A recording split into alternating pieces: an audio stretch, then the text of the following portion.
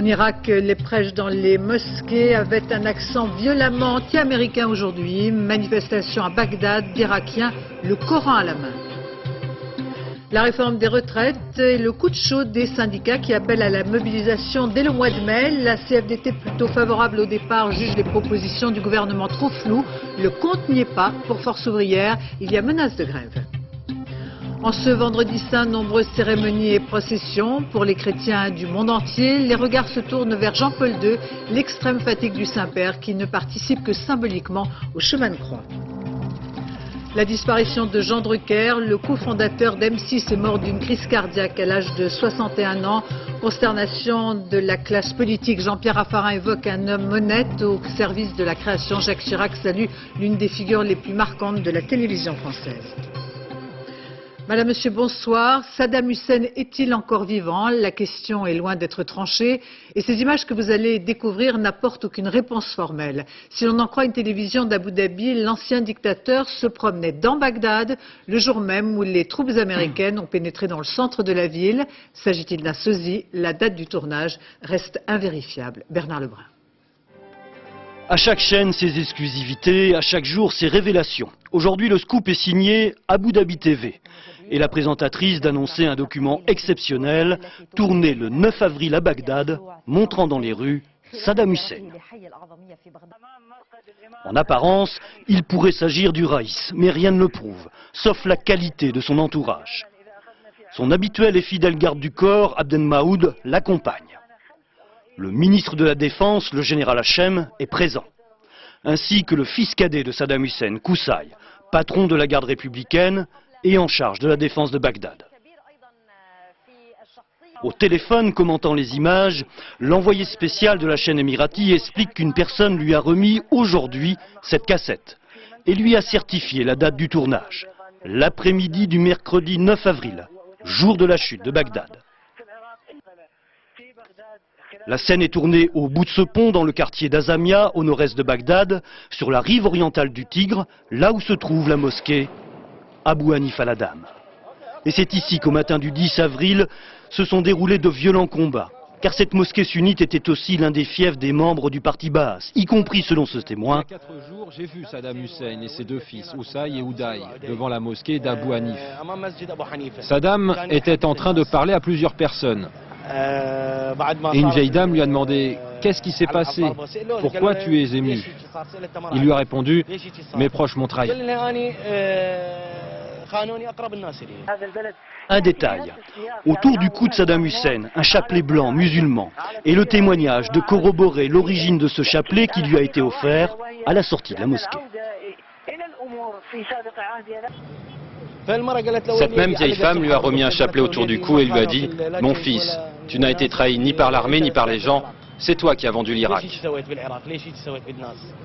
Au même moment que cette ultime apparition publique à moins de 9 km d'ici, sur les rives du Tigre, 20 minutes en voiture, sur la place du Paradis tombe la statue géante de Saddam Hussein, marquant l'effondrement de son régime. Si la chronologie est avérée, ce document pose de nombreuses questions. Pourquoi les Américains ne sont-ils pas intervenus? Pourquoi ces images, visiblement tournées par d'autres caméras, ne ressortent-elles que maintenant?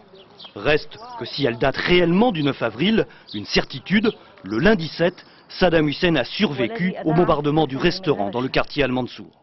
Abu Dhabi TV a diffusé dans la journée une seconde exclusivité, présentée comme étant le dernier discours radiophonique du Raïs.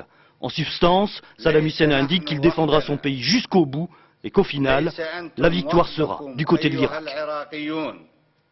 Cible privilégiée des bombardements américains, Saddam Hussein et sa famille. Dans le quartier résidentiel d'Al-Mansour précisément, 2 maisons ont été touchées par des bombes ayant la capacité d'atteindre d'éventuels bunkers. À l'époque, on a parlé de bavure. Aujourd'hui, on laisse entendre que l'ancien dictateur aurait pu séjourner dans ce bâtiment devenu lieu de promenade ou plutôt de pèlerinage des Irakiens, comme le montre ce reportage de Stéphane Bretner et Frédéric Bon. C'est une blessure qui ne se refermera jamais. Ce cratère énorme d'au moins 10 mètres de profondeur. Chaque jour, les Irakiens viennent s'y recueillir. Du silence, des larmes,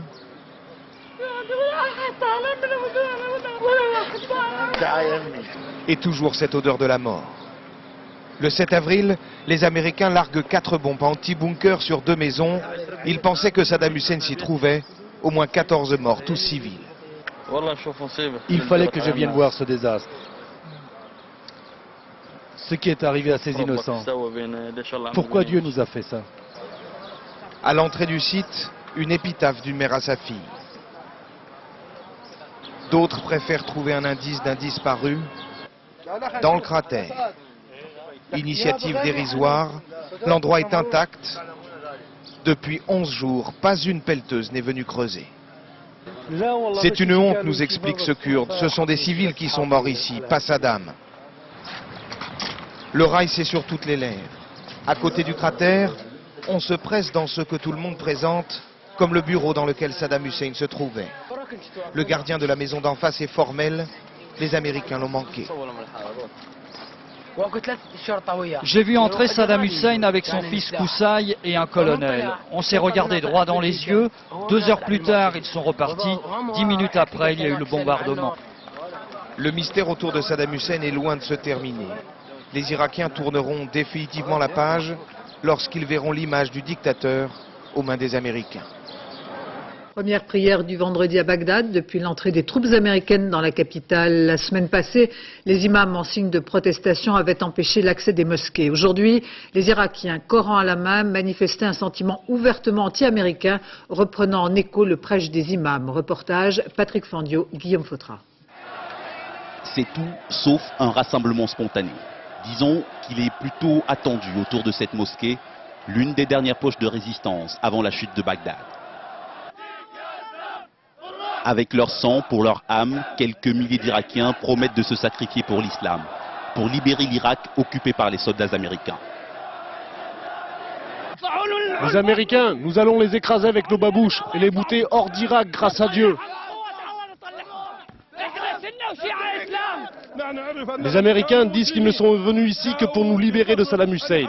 En fait, c'est pour nous piller de nos richesses. Ils sont sunnites comme Saddam Hussein, mais ils n'ont pas la nostalgie de sa dictature. D'ailleurs, dit la banderole, ni Saddam, ni Bush. Le héros du jour, c'est lui, l'homme au kéfier rouge. Cher Al-Kubaisi. C'est sa première prière depuis la chute de Bagdad. Vendredi dernier, il avait annulé. C'est un homme respecté, influent de l'islam sunnite. Une communauté qui a toujours dirigé l'Irak depuis sa création et qui ne veut pas être écartée. Nous voulons un gouvernement qui travaille, qui rétablisse le pays, dit-il aux fidèles. Nous ne voulons pas d'un gouvernement fantoche dirigé par les Américains. Voilà ce qu'il dit en substance. Les chefs religieux ne veulent pas se voir imposer le successeur de Saddam Hussein.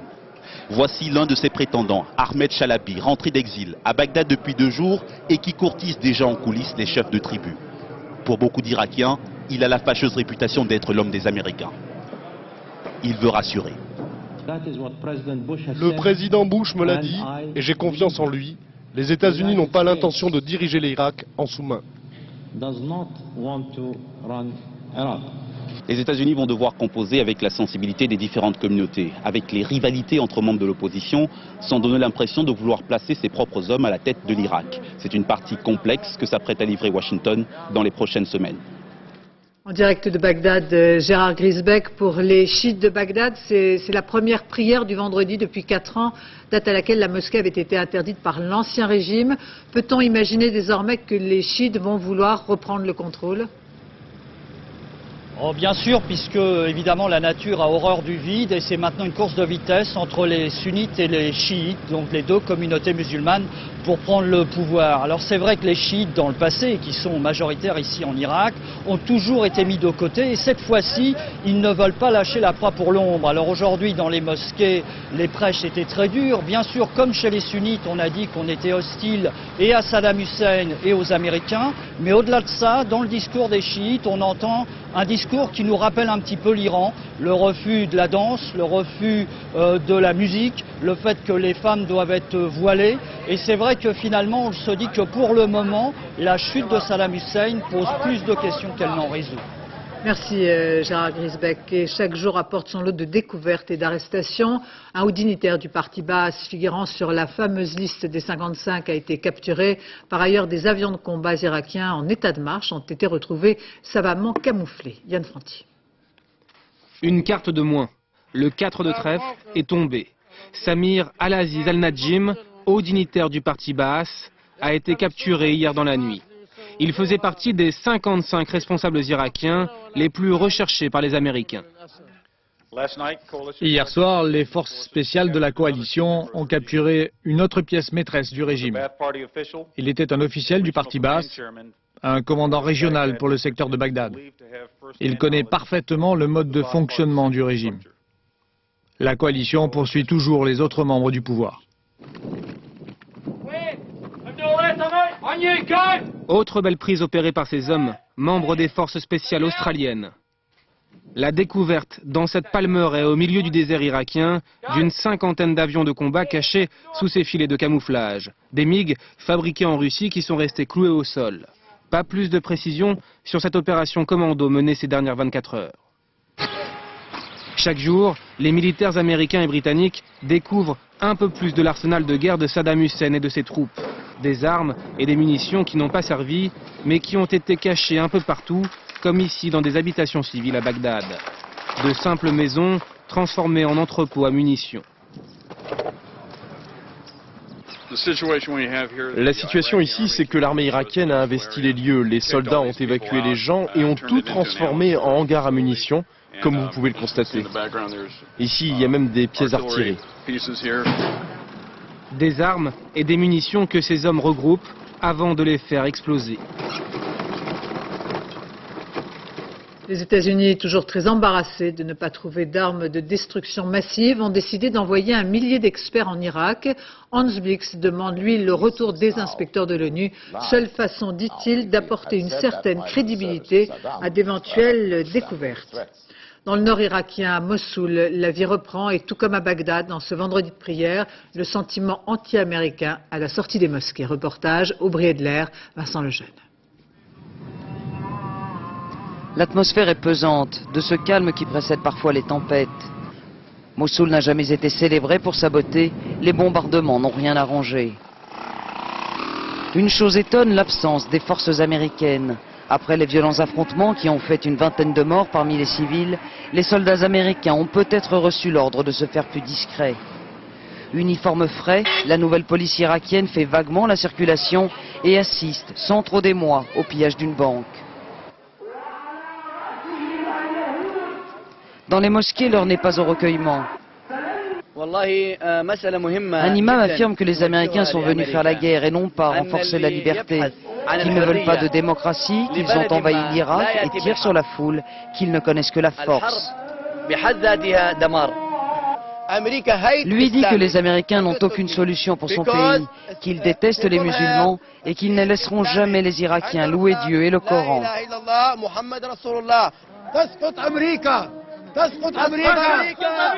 Soudain, ce vieil homme harangue la foule, qui en un instant, devant un imam dépassé, n'est plus qu'un cri de haine contre la présence américaine. Un sentiment qui explique peut-être la floraison massive dans les rues de drapeaux irakiens flambant neufs. Les pillards s'en prennent maintenant aux casernes des anciens soldats de Saddam. Ils emportent tout ce qui peut encore l'être, vieux meubles, pièces de véhicules usagés, mais surtout des munitions, beaucoup de munitions. Tout à la joie de leur larcin, les voleurs mettent le feu à l'arsenal encore rempli de roquettes. Il est temps de partir. Ce soir, Mossoul n'est pas une ville totalement pacifiée. On sent plutôt une population aux aguets, prête à en découdre, qui ne pardonne pas à l'armée américaine le sang versé par les siens. Socle de l'économie irakienne, la production de pétrole pourrait reprendre dans les semaines qui viennent, mais sous protection américaine. Pour les États-Unis, il n'est pas question de faire main basse sur l'or noir, mais les champs pétrolifères de Roumalia ont été placés sous haute surveillance. Reportage de nos envoyés spéciaux Dominique Derda, Jean-François Monnier. Ils sont arrivés dans les bagages de l'armée américaine, mais au premier pipeline, ils ont tourné à gauche direction les vastes champs pétrolifères de Roumaila. Ici, pas un seul Irakien. Ces ouvriers sont indiens, employés par une entreprise koweïtienne. Les ingénieurs, comme George Bush, leur président, sont pour la plupart originaires du Texas. 2 semaines avant le début de la guerre, déjà, ils attendaient au sud de la frontière. Dès que les armes se sont tues, les sociétés américaines se sont mises au travail. On essaye de faire revenir les Irakiens, mais ça ne va pas se faire du jour au lendemain. D'autant qu'il faut aussi remettre l'eau, l'électricité. On ne peut pas tout faire en même temps. D'abord, il a fallu éteindre les puits en feu. Il y en avait 5 dans la région. Puis pomper le pétrole qui s'en était échappé et le reverser dans un unique bassin. Une broutille pour ces hommes qui, en 1991, ont connu l'enfer des 700 puits incendiés au Koweït. Nourris de rations de combat américaines, ils vivent comme des soldats au milieu du désert. Ça me rappelle la cuisine que fait ma femme. Quand ça sent le brûlé, je sais que c'est prêt. La politique, les relations internationales, sincèrement, ils s'en fichent. Le boulot paye bien, pour eux c'est l'essentiel. Dans le monde, dans tout et pour tout, il y a 3 sociétés capables d'éteindre des puits de pétrole. Toutes les 3 sont américaines et 2 sont ici. Prendre le contrôle des installations pétrolières irakiennes, c'était l'objectif numéro 1 des Américains. Désormais, ils ont hâte de les remettre en service pour faire rentrer de l'argent dans les caisses. Mais la plupart des puits, des raffineries sont en mauvais état. Il faudra plusieurs semaines pour que l'or noir irakien coule à nouveau dans les pipelines. L'après-guerre est donc dans tous les esprits et la reconstruction de l'Irak offre un marché dont les États-Unis sont décidés à prendre leur part. Il n'y a d'ailleurs aucune ambiguïté. Washington a annoncé avoir attribué sans appel d'offres à l'étranger un contrat de près de 700 millions de dollars à un groupe américain. Vincent Fourcade. Dans les rues de Bagdad, le grand nettoyage a commencé. Déblayer les ruines avant de reconstruire. Hôpitaux, ponts, services publics. L'ONU parle d'un gigantesque chantier de quelques 30 milliards de dollars. Un chantier avec son patron, l'administration américaine, qui fait déjà la distribution. Premier grand vainqueur, Bechtel, géant mondial des travaux publics. Ancien ministre de Reagan, son directeur remporte un contrat de 680 millions de dollars. Il n'a pas eu à s'embarrasser de la concurrence étrangère, mais estime que tout s'est fait dans les règles. Bechtel a 100 ans d'histoire de grands projets à travers le monde.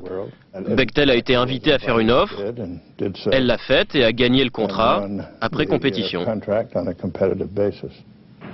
Champs pétroliers, installations portuaires, 5 contrats signés à ce jour, tous au profit d'entreprises américaines. Les États-Unis ont certes promis d'abandonner la moitié des contrats à d'autres, mais la France ne fait pas vraiment figure de favori. Le numéro 2 du ministère de la Défense n'en fait d'ailleurs pas grand mystère. La France doit maintenant payer le prix de son opposition. Côté français, on sait qu'il sera très difficile d'empiéter sur les plates-bandes des vainqueurs. Ça ne m'étonne pas de leur part un tel comportement, mais ce sont des contrats qui restent dans l'illégalité parfaite. Ils sont en dehors du contrôle du comité 661 des Nations Unies. Et deuxièmement, ils sont en dehors des règles du commerce international régies par l'OMC. L'affaire semble donc aussi mal engagée qu'après la première guerre du Golfe. La France était alors la grande perdante de la reconstruction. Elle était pourtant dans le camp des gagnants. Les pays voisins de l'Irak se sont retrouvés aujourd'hui à Riyad pour examiner les répercussions de la chute de Saddam Hussein. Cette conférence est ouverte par le rejet des menaces contre la Syrie, menaces qui ne feront que mener à un nouveau cycle de troubles et de violence, a indiqué le ministre saoudien des Affaires étrangères. La plupart des pays présents ne soutenaient pas le régime de Saddam, mais ils sont impatients de voir l'armée américaine quitter le sol irakien. Un semblant de dialogue pourrait s'engager entre Damas et Washington. Colin Powell, le secrétaire d'État américain, envisage de se rendre dans la région en passant par la Syrie. La Syrie qui organisait aujourd'hui pour les journalistes une visite proche des territoires du Golan, occupés par Israël. La Syrie qui est le dernier pays de la région à ne pas reconnaître l'État hébreu. Reportage, Florence Bouquilla, Frédéric Faure, Yves Rullière. Cela dure depuis près de 30 ans.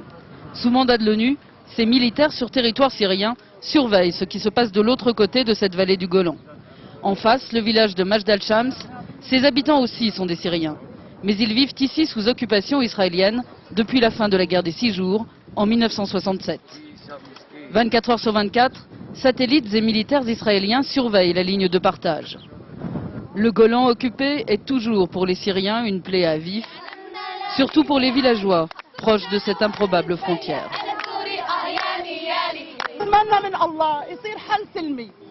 Tout ce qu'on veut, c'est la paix, et qu'il n'y ait pas de goutte de sang arabe qui tombe, si Dieu le veut. À quelques kilomètres, la ville de Quneitra. Les Syriens l'ont reconquise en 1974. Le convoi officiel qui encadre les journalistes s'arrête longuement. Les Syriens veulent nous montrer chaque pierre de cette ville, entièrement détruite par les Israéliens, juste avant qu'ils ne la rendent. On a laissé cette ville en l'état comme témoignage de la sauvagerie israélienne. Ici, ils ont détruit pour le plaisir de détruire. Dernier arrêt de la visite, l'hôpital et ses impacts de mitrailleuses dont seul le temps aura raison. Une visite très organisée à quelques jours de la venue de Colin Powell à Damas. Les Syriens veulent montrer que le problème du Golan, occupé par Israël, doit compter lors des discussions concernant la paix au Moyen-Orient.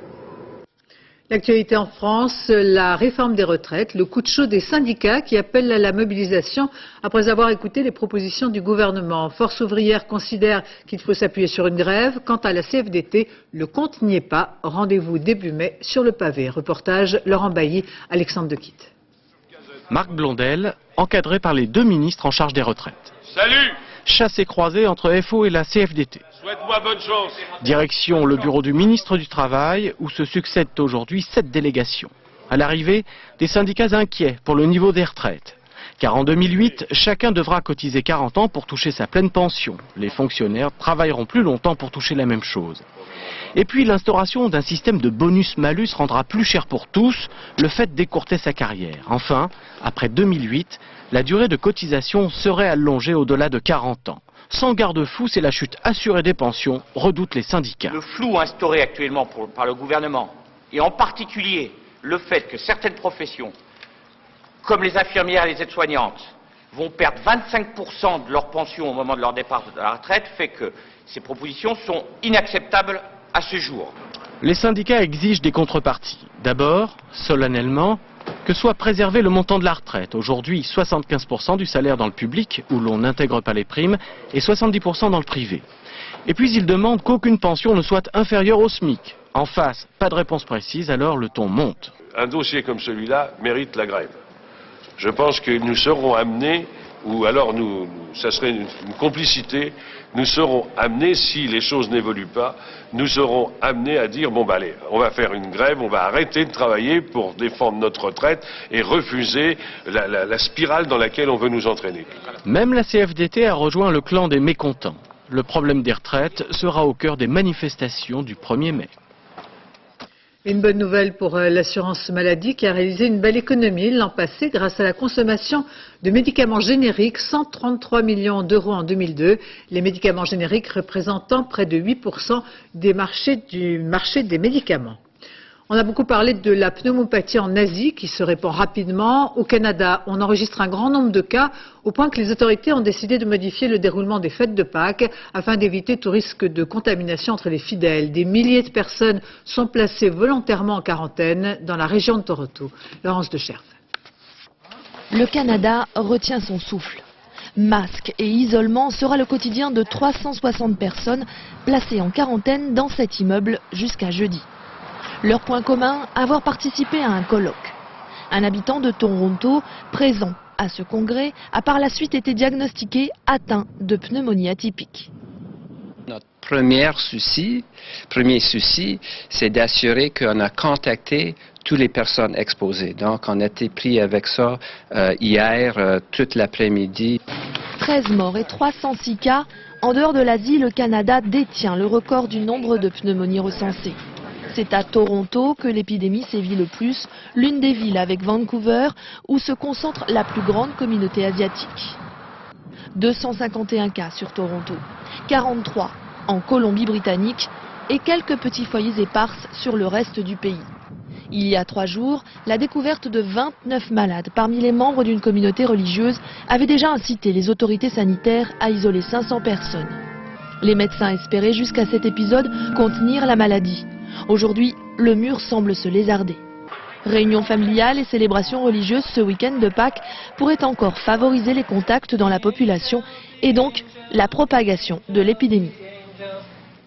Direction la Chine, Philippe Rochaud, vous êtes à Pékin. On sait que le gouvernement chinois a longtemps caché l'ampleur de l'épidémie. Aujourd'hui, il promet la transparence. Doit-on vraiment y croire ?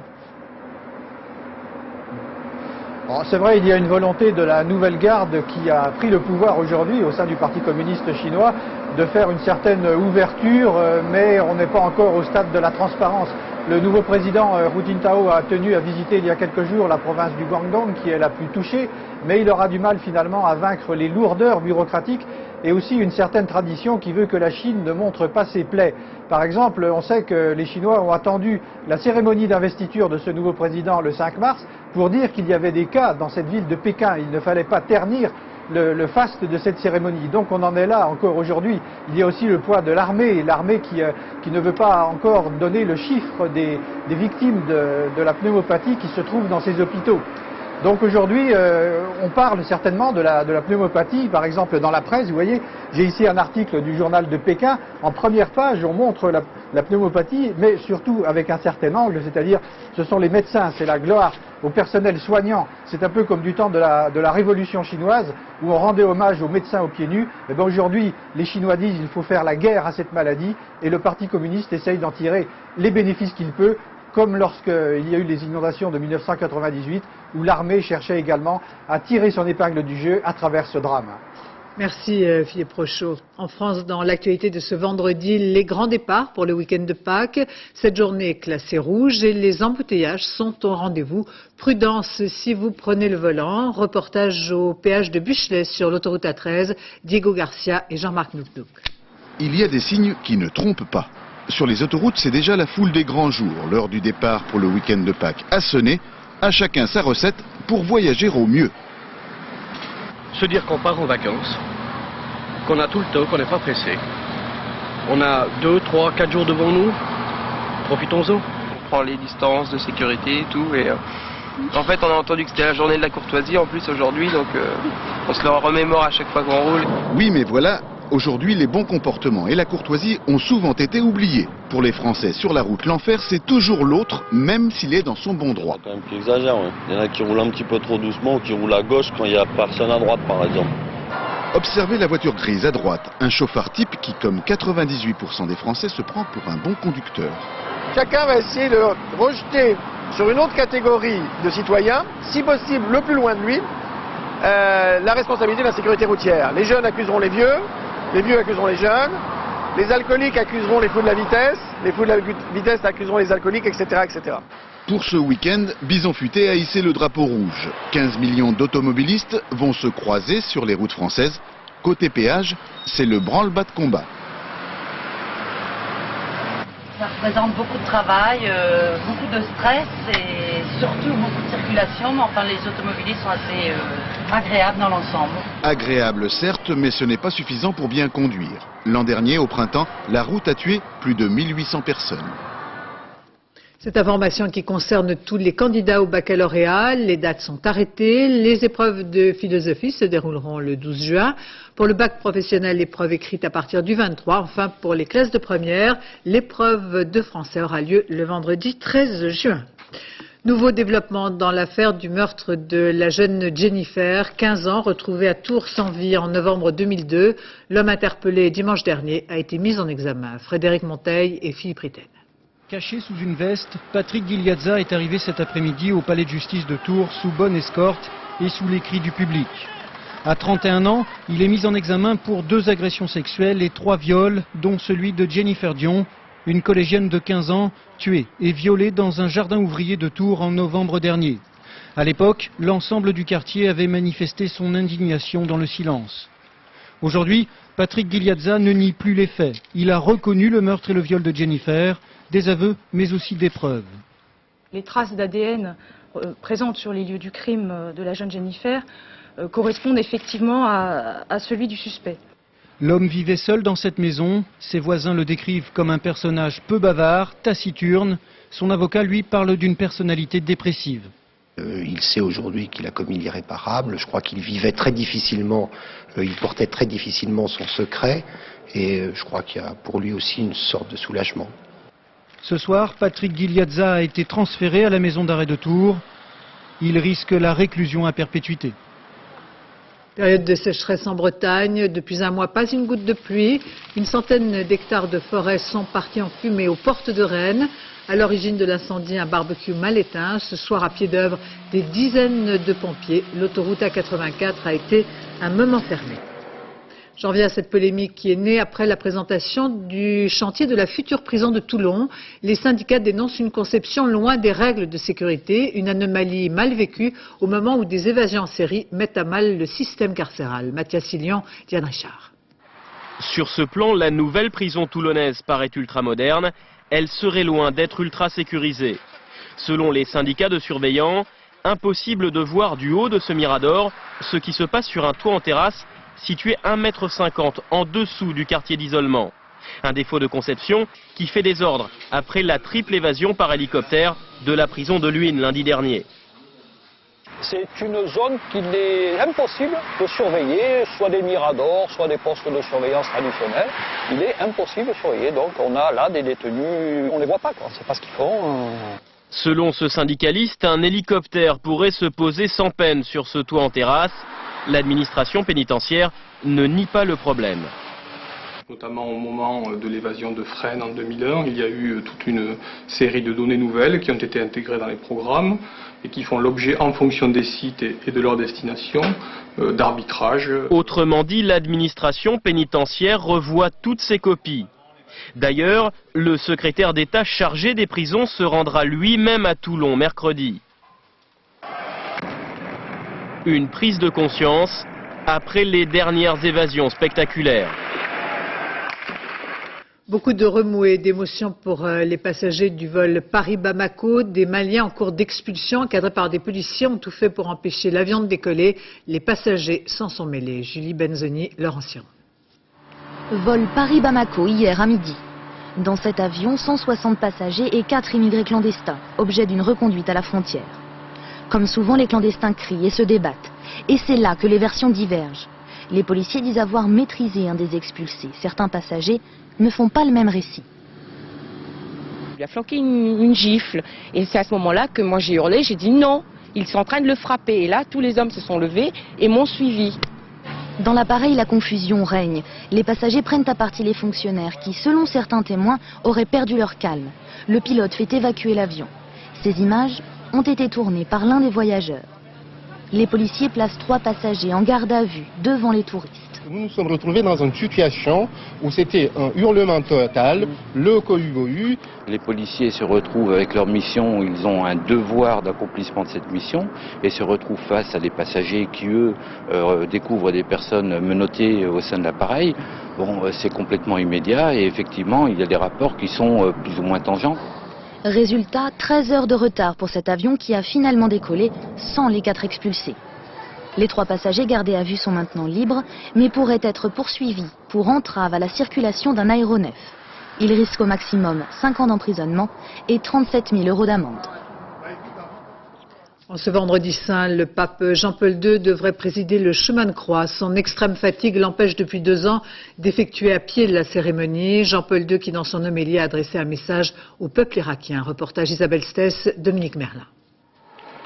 Les fidèles se sont habitués à voir Jean-Paul II se déplacer sur son estrade mobile. Mais le pape ne se tient plus debout. Désormais, il ne quitte que très rarement son fauteuil roulant. Toujours assis, Jean-Paul II semble avoir retrouvé de la vigueur. C'est d'une voix claire qu'il a souhaité un bon vendredi saint, résultat, dit-on, de séances d'orthophonie. Le vendredi saint est le seul jour où Jean-Paul II confesse. Et cette année, en dépit d'un physique toujours plus diminué, il n'a pas dérogé à la règle. Pendant 1h30, enfermé dans un confessionnal de la basilique Saint-Pierre, il a écouté une dizaine de fidèles choisis au hasard dans une foule émue. Hier, Jean-Paul II n'a pas pu célébrer personnellement la liturgie du lavement des pieds. Mais il n'a pas renoncé en revanche à son inlassable combat pour la paix. Je désire que la quête aujourd'hui serve à soulager ceux qui souffrent en Irak des conséquences de la guerre. Ce soir, dans les ruines du Colisée, une famille irakienne participera au chemin de croix, symbole d'une guerre que le pape a toujours condamnée.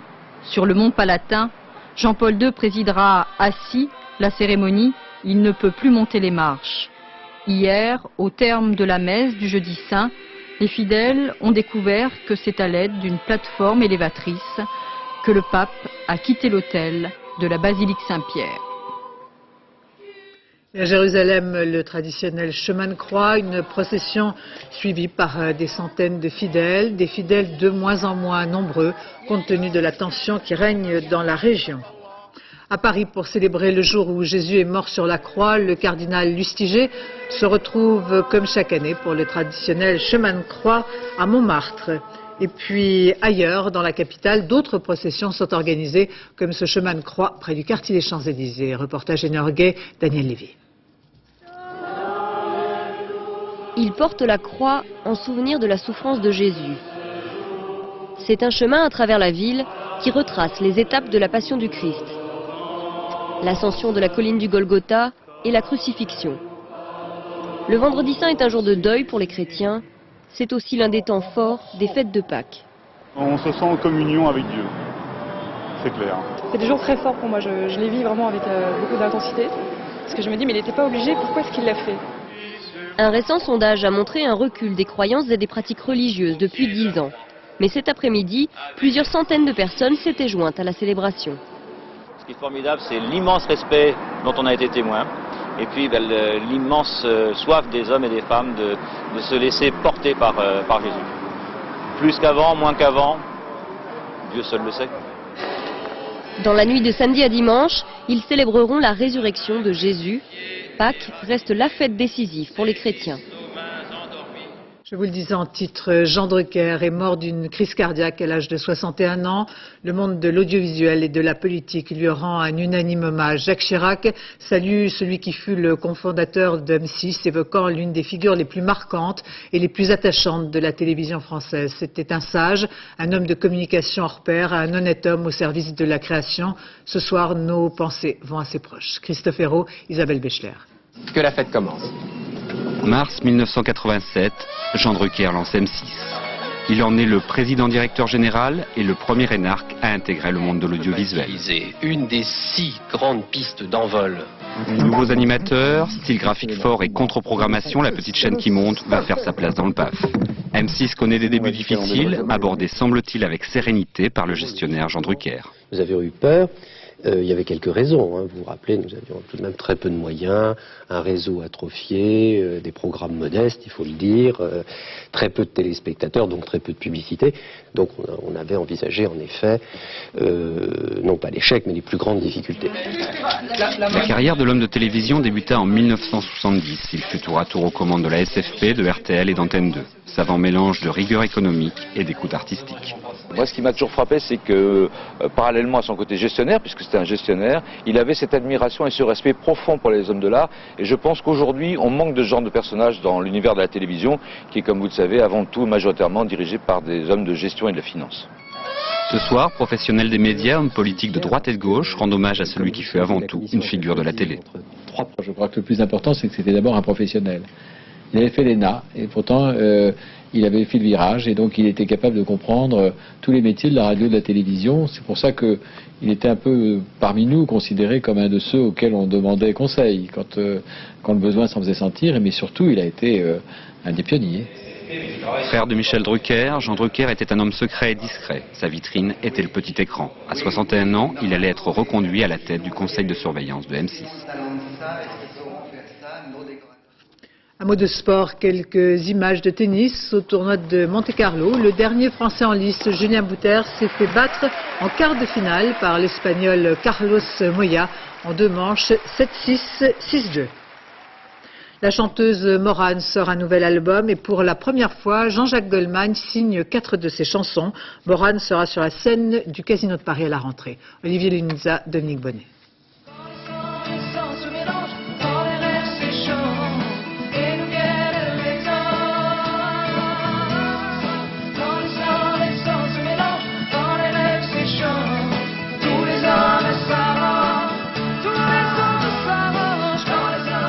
Elle chante le mélange des sangs, en appel à la tolérance. Morane nous invite, titre de l'une de ses chansons, à boire dans le même rêve. Si on était moins individualiste et qu'on acceptait plus de s'associer les uns aux autres, on ferait une boule d'énergie humaine formidable. Donc moi je suis quelqu'un de rêveur, j'y crois toujours. Michel Berger avait fait d'elle une star, Mania. 20 années ont passé. Aujourd'hui, Morane nous reçoit à quelques kilomètres de Bruxelles pour présenter les chansons de son 6e album.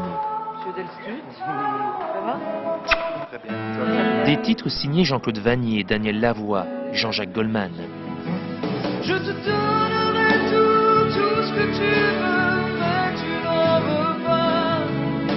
Tout ce que je t'aime, c'est bien trop peu, ça ne suffit pas. J'étais amenée à rencontrer des vieilles personnes justement qui aimaient tellement la vie et qui avaient justement tout le bagage de leur vie et qui avaient l'art pour moi de savourer justement les petites choses. Et pour moi le bonheur c'est ça, et avancer, vieillir c'est ça. Même quand tout s'éteint sur nos chagrins, il reste encore une braise, une flamme qui dort un peu. Heureuse de vieillir, elle évoque ses désirs de femme, ses amours jamais infâmes. Des histoires qui balancent entre amertume et espoir. Tout s'allume sur un autre espoir.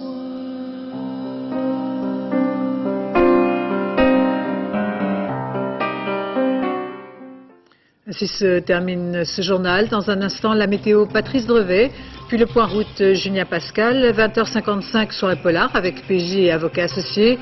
0h55, le dernier journal Ève Métet. Demain à 7h dans Théo Café. Catherine Sellac reçoit Anne-Marie Hydrac, présidente de la RATP. Quant à moi, j'aurai le plaisir de vous retrouver dès 13h demain. Je vous remercie de votre attention. Excellente fin de soirée sur France 2.